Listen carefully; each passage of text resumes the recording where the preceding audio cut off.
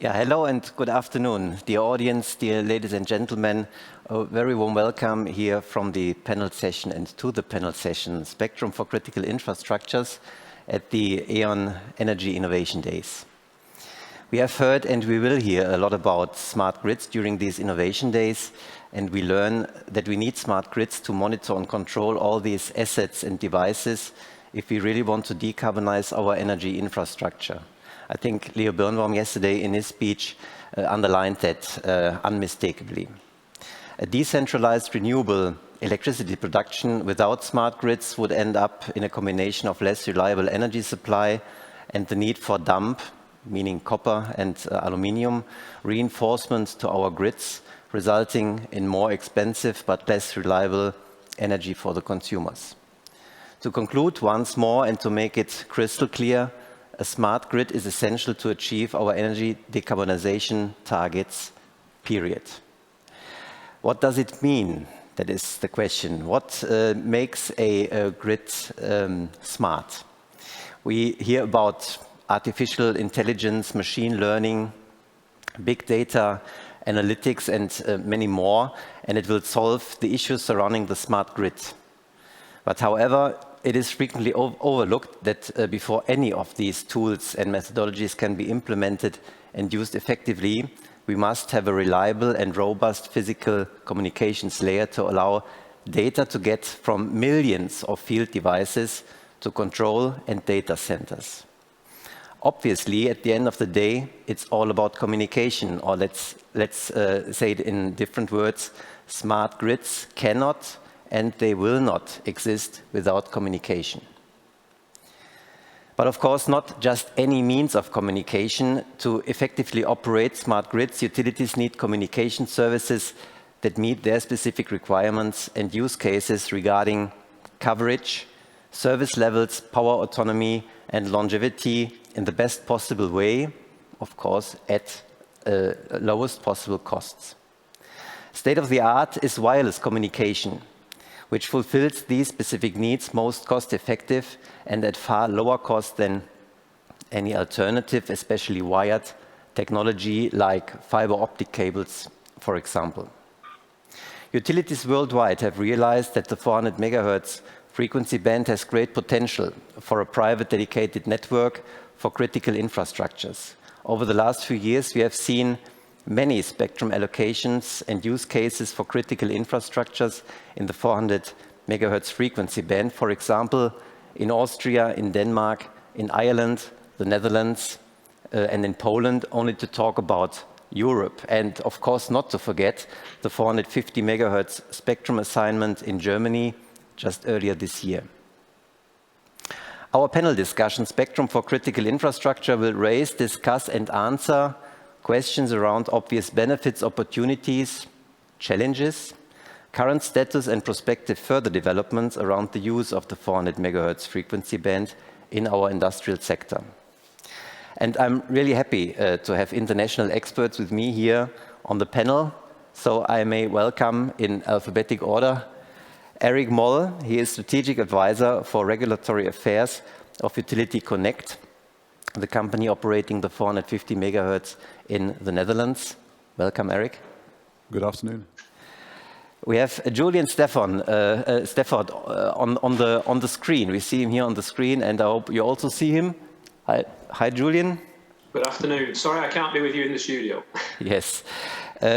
Julian is Technical Director of the European Utilities Telecoms Council, or easier for me to pronounce EUTC, in Brussels. Welcome. Welcome, Julian. Carsten Ullrich. Carsten is Managing Director and CEO of 450 Connect in Cologne. The company, the German 450 MHz frequency was assigned to early this year. Hello, Carsten. Good afternoon to you. Yeah, and my name is Oliver Schmitt. I'm Managing Director of Westenergie Metering. This is the metering service provider of Westenergie here in the Rhine-Ruhr area. And of course, I would be very happy to make use and to utilize the 450 MHz services as soon as possible. So maybe to remind the audience, you can write down your questions you have at the end of the session, the last 10 minutes about, we will have, we will be able to answer your questions that may have been raised before and or just during our discussion. So please feel free to hack in your questions. So when we talk about the obvious benefits and opportunities, challenges of 450 megahertz, or in general the 400 megahertz frequency band, Julian, to start with you, what will be the influence of 450 megahertz on the Energiewende, on the energy transition in Germany, in Europe, but also worldwide? So thanks, Oliver. I mean, the utility sector has focused in the UHF 400 megahertz band for decades for its legacy systems, and there are important reasons for that and why we wish to use that range going forward. Essentially, it comes down to largely the laws of physics, that frequencies in the 400 megahertz range have got excellent long-range coverage, very capable in-building penetration, and this essentially means that we can utilize the smallest number of hilltop sites to reach the widest area of devices in the network. This means that we minimize the cost of deploying those networks. It means that we can maximize the reuse of existing utility towers without having to have additional visual impact on the surrounding areas. And of course, it means that we can, in many cases, use existing transmission networks, fiber optic systems, microwave systems, and generator backup, which may already be in place for some of those legacy systems. So, the 400 megahertz region has got a lot of positives going for it. And of course, not least of which I'm sure we'll touch on shortly, is the ever and rapidly evolving ecosystem in that space as well. So, yes, thanks. Yes, thank you, Julian. Erik, would you like to add? Yes, thank you, Oliver. I think one of the most important things is that you can actually build a tailor-made network, a network that fulfills your needs as a utility. Yeah. We've seen this in the Netherlands, where we, Utility Connect has, since 2015, rolled out a network and have, at this moment, almost 2.8, 2.9 million connections to that network. It's a network, like I said, tailor-made. It fulfills the requirements of the users, in our case, the DSOs in the Netherlands, Steden and Alliander and Westland. And it's really that point, you build something specifically for your needs. As Julie mentioned, indoor coverage is very important. In general, coverage is very important. Quality of service, everything you can build the way you would like to have it, and not just take a product from a commercial operator and hope that you get something that you can use. So it's especially that point. Yes, lots of features that public services and public mobile cannot offer, we see. Yes, those public networks are normally built for another purpose, and as utilities are very quite demanding, I would say. And if you then just use a standard product on the market, you always get quite a big of a mismatch between the two. And I think that's the benefit of the 450, that you can try to prevent this mismatch from happening as good as possible. Yes, thank you, Erik. Carsten, when we were hit by these natural disasters in July in the Rhine area and the Ahrtal, there was no communication because it failed completely. What will be the difference when we have 450 megahertz installed here in Germany? Yeah, it's very interesting. From our perspective, the network is not only suitable for digitizing critical infrastructures, but also will be a key tool for disaster prevention and disaster recovery.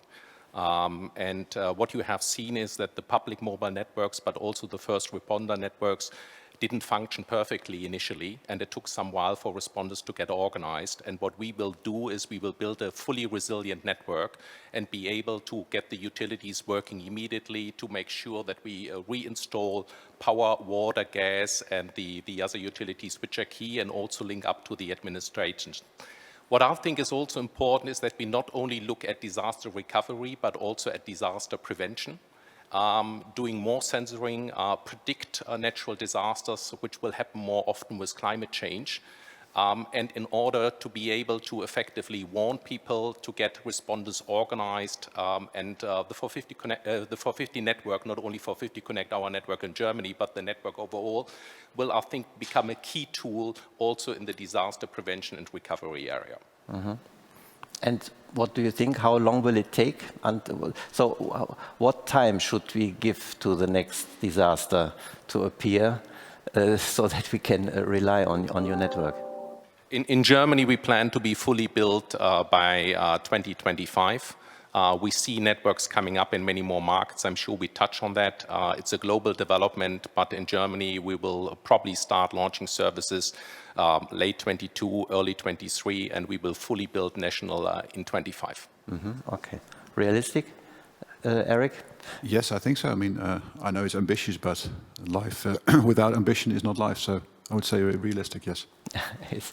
And Julian, also from your experience, from your international experience, is it realistic to be ready in 4 years from now? I believe so, yes. And I think that actually comes back to the point we made earlier, that by utilizing frequency range such as 400 megahertz, many of the really difficult parts of infrastructure are already in place. So we can mount this equipment mainly on existing towers and buildings, whereas if we were in a higher frequency range, we would need many more towers, many more virgin sites, which would be the acquisition of land and construction rights, and that would take much longer to do. So yes, I think one of the functions of the UHF frequency range is the rapidity, the speed with which we can deploy these networks. So I agree with Carsten and Erik. I think this is really achievable and start to deliver benefits very rapidly. Yes. So, press Thomas. Yeah, thank you. We're on it. Now, this kind of natural disaster, the same as climate change, they do not know about national borders. And we just see on the Dutch-German border that even there we have some challenges, let's call it like this, to arrange for these border agreements between Netherlands and Germany. So, Carsten, my question to you is, will 450 evolve into a at least European standard and standardized infrastructure where we also can cover things like these wildfires in the southern part of Europe, and we do not have to switch the phone as we do now with mobile phone when we cross a national border? The idea of networks for critical infrastructures has been around for a long time, and there was never spectrum available for it. Mm-hmm. And we see that the spectrum in 450 now, given also the decision in Germany, which is one of the largest markets to adopt it, and we probably will see 20, 25, 30 million devices on this network in 10, 15 years' time.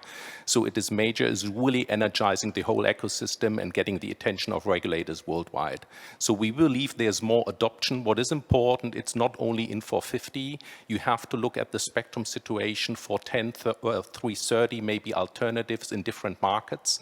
I'm not sure it will always be in the same band, but also apart from disaster recovery, most of our installations are fixed base, so we don't have the same need for mobility across borders. I think the more important element for us is to get global scale in the ecosystem, in the infrastructure, and in the devices, and that is really helping as everything is in the 400 megahertz band. Mm-hmm. Yes. So you do expect that will be a development which will come to a continent-wide technology. Yeah, I would like my international colleagues, Erik and Julian, to comment on that, not take everything away.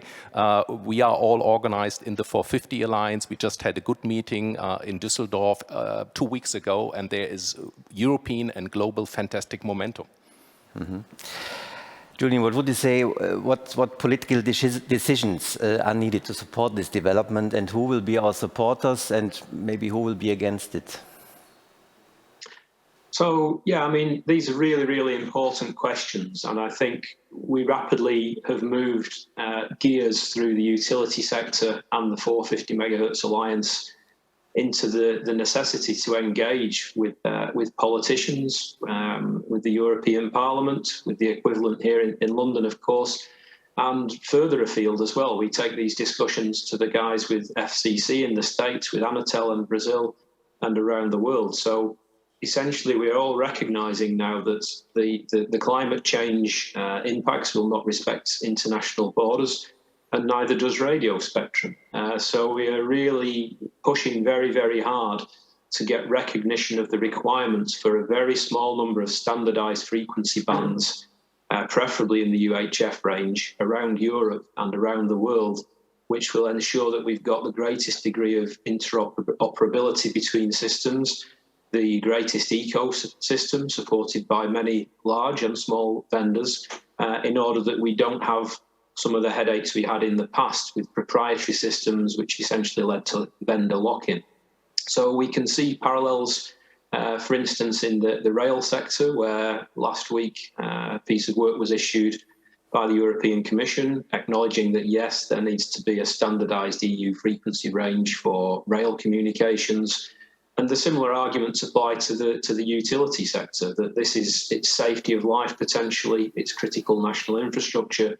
And if you have a fragmented approach to this spectrum allocation, effectively you will really make the barriers to entry far greater, because the cost of the equipment will be greater, and so on as well. We don't just focus on the EU activities with this, with CEPT and ETSI and ECO, but we also take this up to ITU, the International Telecommunications Union. So there's activity in Working Party 1A and Working Party 5A, and this essentially aims to drive the globalization, the global harmonization of these frequency bands in order that there are devices available in all ITU regions. And finally, it's probably worth mentioning as well that ITU itself is a subdivision of the United Nations, and the United Nations is the global body steering the climate change objectives. So we reference many of those climate change objectives in our discussions with regulators, both nationally and regionally as well. So yes, we have much engagement with both MEPs, MPs, and their political equivalents around the globe. Back to you, Oliver. Mm-hmm. Thank you, Julian. So lots of supporters. Do you see any political threats who might be against it and might hinder the development?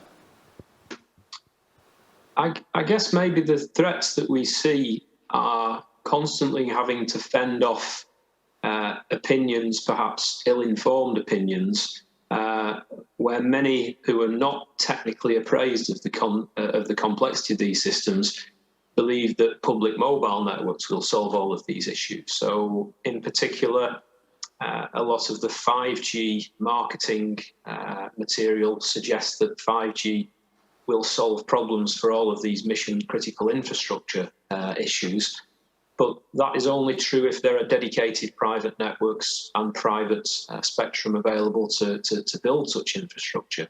So, of course, the mobile network community have got significant lobbying power, more significant perhaps than we have as a utility sector, and of course vast marketing budgets as well. So often we feel we have to unpick, shall we say, some of the incorrect information that has been passed on to the political leaders who may have been given a false expectation of what 5G and mobile networks can do. So that's probably one of our biggest challenges, and it is a complex subject. Of course, it's very easy to explain to a politician why the armed forces or the police might need to have dedicated networks, but when you start talking about something abstract like utility networks, unless those politicians have some background in engineering and the energy sector, it's very difficult to explain it to them. So, yes, we have both a charm offensive and an education piece of work to do at multiple levels. I think that's true. Mm-hmm. Yeah, I see. Thank you, Julian, for this explanation. So, Erik, do you want to build on that? Is there something to add? Oh, yes, following Julian's arguments, I think it's important to realize that you see more and more private LTE networks arising around the world everywhere. And normally it's regional, local industries, harbor, wanting to have a private LTE network. And what we see happening, of course, with the utilities, which normally have at least a regional or sometimes even a national footprint, that they also require direct access to spectrum, or at least for their type of use. So that's, I think, the important thing is that private LTE networks, in addition to the commercial networks, as Julian mentioned, is a really added benefit. And you'll see vendors promoting private LTE opportunities and networks. You'll see even mobile operators at times promoting the opportunities offered by private networks, because there is a need, there is a wish, there is a necessity for such private dedicated networks for certain industries to fulfill their specific wishes. And I think also, as already mentioned by Julian, I think it's really important to understand that, especially in the 450 or in the 400 megahertz band, it has been included in international standardization. It is part of a bigger movement. It is part of an evolving 3GPP standardization. Bands have been allocated within 3GPP for the 400 megahertz band. Chip manufacturers are producing products for that. Module manufacturers are active. Equipment manufacturers are active. There are multiple vendors active. So the whole ecosystem is really maturing up. And I think that is a big benefit for the whole sector, for the utilities throughout the world, the critical infrastructures throughout the world, to be able to address the problems they need to fulfill. Because I think, as you mentioned in the beginning, it is not the wish to have these mobile networks or these critical networks just for the critical to have them, but to fulfill the overarching targets of the energy sector. So I think that's the most important thing every time to go back to. That's the main goal. Yes. Yes, thank you, Erik. And just to stay with you, I mean, it also has a geopolitical perspective. Yeah, when we talk about the suppliers, the providers, the producers of chips, but also of equipment and infrastructure. What developments do you see in this global perspective regarding the vendors, developers, standards? What about 5G? Where does it go to? What is the perspective development of 450 megahertz? Well, as far as I can see at the moment, manufacturers from all around the world are interested in this. So if you look at the global perspective and the critical global perspective, there are also European manufacturers very active in this field. So for a lot of European countries, that is, I think, comforting to know that there are also European solutions available. And that goes for all fields. That goes for vendors, that goes for chipsets, that goes for modules, that goes for devices. Everything is available from multiple players from around the world. So I think that's very important to realize that it's not just and that's also a point made by Julian, it's not just a one group where you suddenly get locked in with a certain specific vendor or supplier. No, it's a global world with multiple suppliers on all different fields. Mm-hmm. Julian, will we see Huawei in the European 450 grids? Julian, can you hear me? Sorry, Oliver, could you repeat the question? I didn't quite my question is, will we see Huawei in so Chinese producers of chipsets and whatever in the European 450 megahertz infrastructure? Will they be excluded out of this development, or is it possible that we have here really a global equipment and a global infrastructure?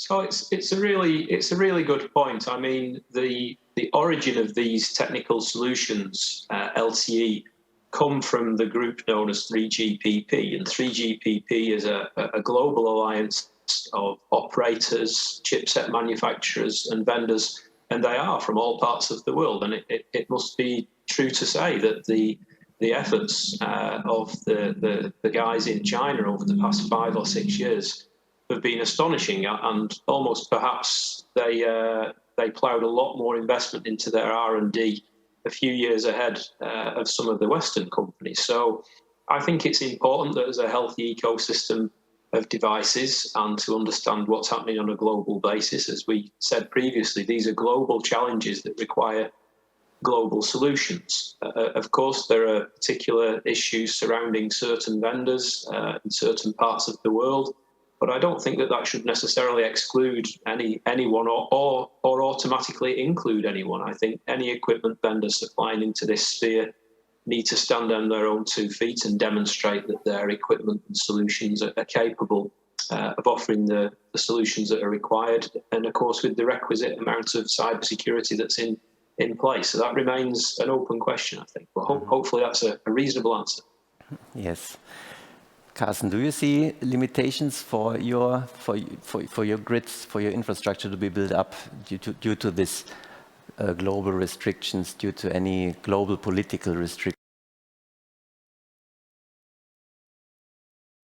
Let me say that I fully concur with Julian that in the 450 Alliance and in this ecosystem, this is a global development moving from private mobile networks based on partially proprietary narrowband technologies to now shared infrastructures for critical infrastructures being part of 3GPP standardization. Yes. So we use the same technology mobile operators say, and we welcome every supplier who's part of that ecosystem.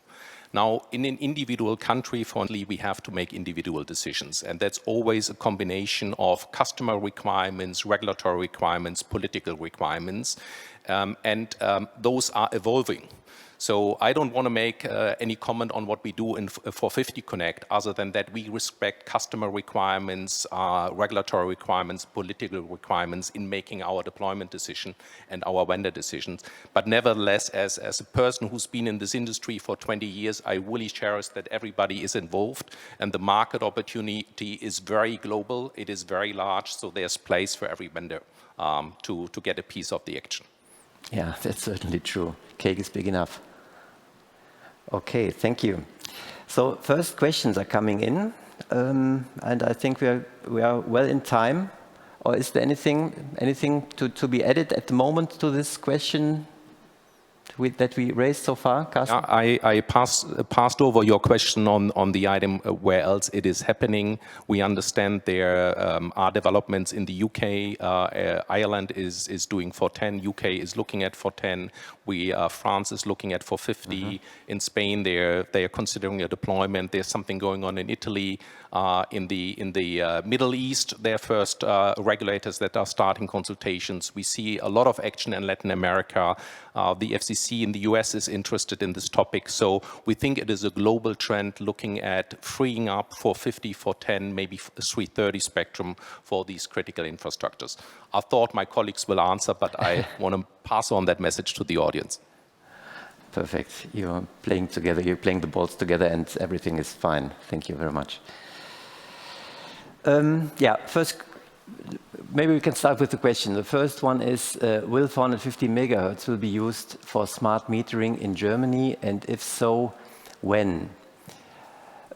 It doesn't say to whom the question is, so I will try to answer, and I can say as Westenergie Metering, yes, it will be used for smart metering because you remember one of the key criteria of the communication solution for smart grids from our perspective is coverage. And neither mobile phone nor any other technology is able to cover really 100%. And we strive for this 100% in Germany with the infrastructure 450 Connect will build up. And so we can say that we will utilize 450 megahertz for smart metering. And certainly we will start with those areas which are not covered so far, and then we will extend it and maybe up to 100 or at least 95% that are required by the Bundesnetzagentur, the regular authority in Germany. The second question, why did it take so long to get 450 megahertz started? Spectrum was available in many countries for many years. So I don't know if this question is why did it take so long in Germany? Maybe Carsten, can you say something? I think it's not only Germany. I think it is global question. What you have in order to develop a new use case for spectrum, a lot has to get together. You need the technology that works, and we now moved over the last few years from CDMA's third generation to fourth, fifth generation LTE technology. You need the spectrum to be available. You need the use case. and you need the ecosystem. And I think now for the first time, everything is coming together, because with the critical infrastructure use case on a shared platform, we suddenly are no longer talking to the suppliers about 100,000 connections. We're talking tens of millions of connections. So the ecosystem on the device side is excited. The customer base, particularly the energy utilities, are excited and have the demand for this. So we have use case, ecosystem, spectrum, technology, and financing falling into one place. And I can say, having been involved in this industry for a long time, it was a very, very long business development ride. I still remember doing the first pilot with E.ON EDIS in 2011. So that was 10 years ago, and we're very glad we got that far. Yes, yes, I can remember. It was not only EDIS, there were also some activities at former RWE, and I can remember that one of my first Outlook files was about CDMA 450. That was 10 years ago. The next question, and I just want to encourage you, the audience, to write down your question and to send it to us. What impact will 450 megahertz have on the traditional PMR, private mobile radio market, users and suppliers? Who wants to answer? Erik? Yes, I think what you can see here is, following also the points made by Carsten, is that these suppliers are also moving into the 450 band, following not anymore their own proprietary technology, but following the 3GPP LTE 5G standards. And that's an interesting development. I recently saw a presentation from a South American conference where a manufacturer, which usually provided narrowband radio systems, also showed that they're making this move towards 450, towards 3GPP LTE. And I think that's a very encouraging move. So these providers see that that's where the market is moving, that's where the ecosystem is moving, that's where the users are demanding the devices for. So I think it's these players, these traditional PMR players, are also moving in that direction. And to follow up on also the previous point, which Carsten commented on, I think also one of the reasons why it took quite long is that the spectrum originally was just intended for normal commercial use, PAMR, and that just didn't take off. In a lot of countries, those licenses were just unused. In Germany, it was unused. The Netherlands, it was unused. In the Netherlands, we managed to get the license through a spectrum trading deal, where you just bought the license and could enter the market. And I think those developments all together are now accumulating into this system where we have the ecosystem really, really growing, really, really moving fast. And all different countries, utilities throughout the world, but also other critical infrastructure players looking into this band, saying, okay, it might not be suitable for normal commercial usage, but for our typical usage, it is extremely well suitable. So that's to add to your question. Thank you. And you as regulatory advisor, the question regarding the role of the regulator, what is his role to ensure that the spectrum is used effectively? Well, that's the role of the regulator. When they hand out licenses, they can have rollout obligations, they can have usage obligations, so they describe the type of use which is allowed in that spectrum. They decide on how the spectrum is handed out to interested parties. So yes, the regulator has got a big influence on how to stimulate and to support these developments. Okay. Any additions to that? Oliver, I would like to add to that, because we had just a very interesting conversation with the Saudi regulator. And I think the case is the same in all markets. Regulators have typically thousands of local PMR narrowband licenses, which take up a lot of very valuable spectrum.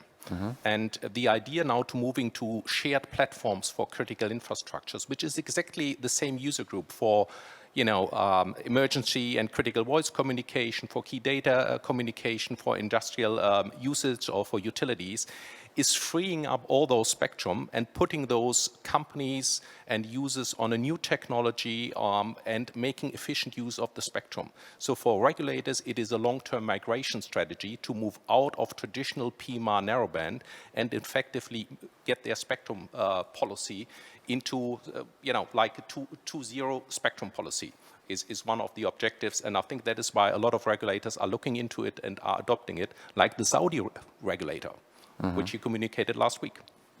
Okay, that's interesting. Julian, can you confirm this from the international perspective?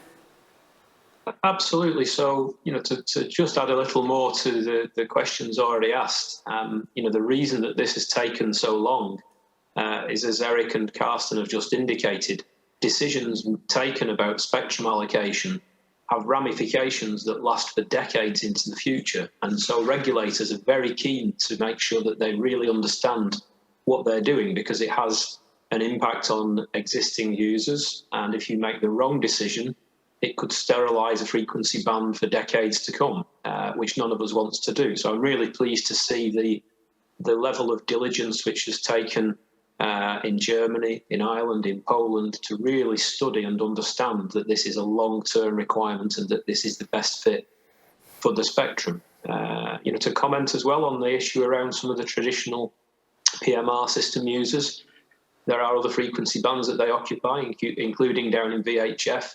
But I think that this move represents an opportunity for them to provide ruggedized handsets and devices to move into this sphere over a period of years.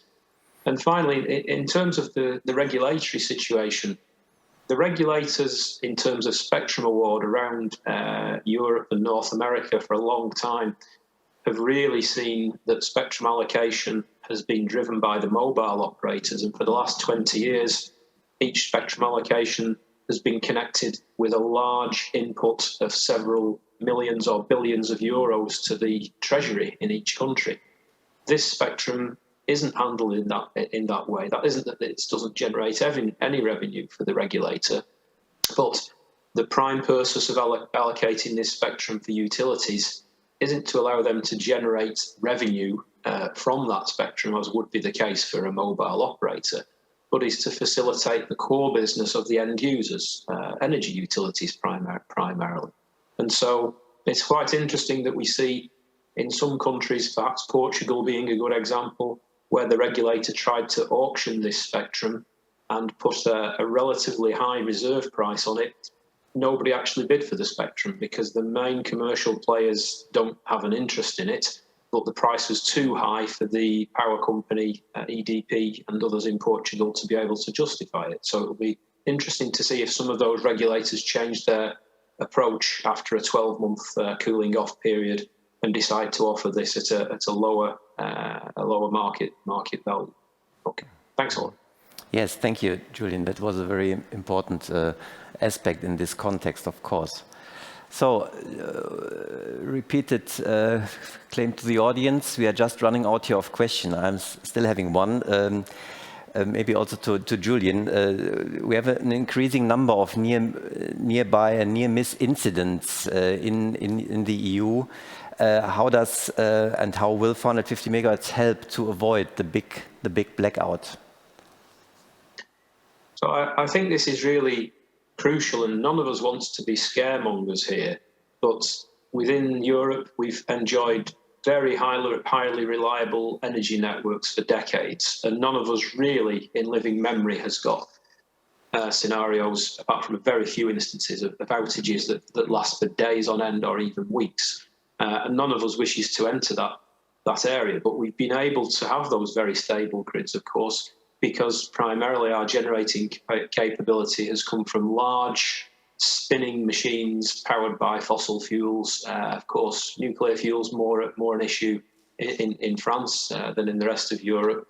But as we move away from that traditional small number of large generating stations to all these distributed assets, each with a small amount of generation or storage, we must have visibility of those assets in order to control them and maintain the stable 50 hertz frequency which we need.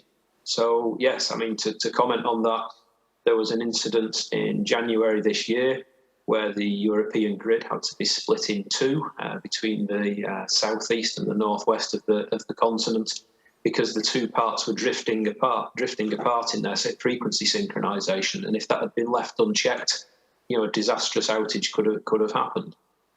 We saw a similar thing here in the UK in August 2019, where for the first time in 30 or 40 years, a similar issue occurred. And I understand there was another issue with the Iberian Peninsula in July this summer. And all these things are available. You can Google these incidents and find out and look at the reports from the regulators and so on.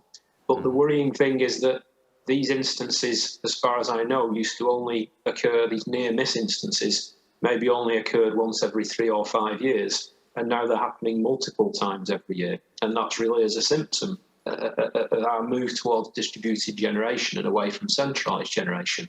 So if we've got access to 450 megahertz spectrum, we've got far more granular details about what every active device in the network is doing, then we can monitor and control it and head off those kind of disastrous scenarios which could otherwise plunge certain parts of Europe into darkness with a prolonged kind of outage, which would be disastrous economically and from a health and safety and societal issue, I guess. So this is really crucial, and unless you're an electrical engineer really immersed in this, it's not obvious the connection between the two, which is a big part of the education piece that we undertake within EUTC.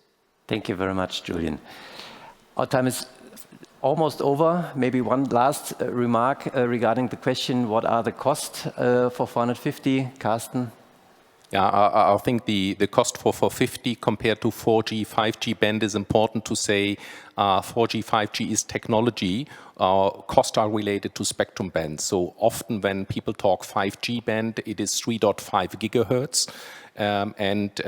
The coverage area depends on the spectrum.